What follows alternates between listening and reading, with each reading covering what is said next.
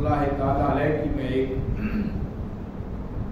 روایت اکثر بیان کرتا رہتا ہوتا ہوں کہ آپ اپنے غلاموں اور مریدوں کی مجلس میں چیخیں مار کے رو رہے تھے، دھاڑے مار کے رو رہے تھے،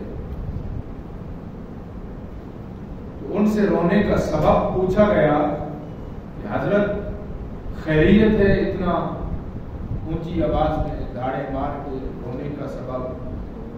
فرمانے لگے میں اس لیے نہیں رو رہا کہ میرے گناہ زیادہ ہیں، کیونکہ مجھے معلوم ہے کہ میرے گناہوں کی اہمیت میرے رب کی بارگاہ میں کچھ نہیں ہے، میرے رب کی رحمت میرے گناہوں سے بہت زیادہ ہے۔ حضرت روتے کس لیے ہیں؟ فرمایا روتا گناہوں کے سبب سے نہیں ہوں، روتا اس بات پر ہوں کہ مولا وقت موت ایمان کی دولت نصیب فرما دے، کیونکہ اگر زندگی گزری گناہوں میں اور وقت موت آ گئی، موت ایمان نصیب ہو گیا، تو اس زندگی کی کوئی بھی اہمیت نہیں رہے گی۔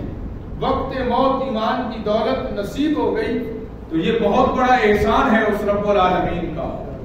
اور اگر زندگی ساری سجدے میں گزری، زندگی ساری اللہ کی یاد میں گزری، زندگی ساری رب کے نام پر گزری، زندگی ساری اپنے رب کی بارگاہ میں عبادت کرتے گزری، لیکن اگر وقت موت اس نے ایمان کی دولت چھین لی تو اس زندگی کی کوئی قیمت نہیں ہوگی، کوئی اہمیت نہیں ہوگی، اس کی کوئی ویلیو نہیں ہوگی۔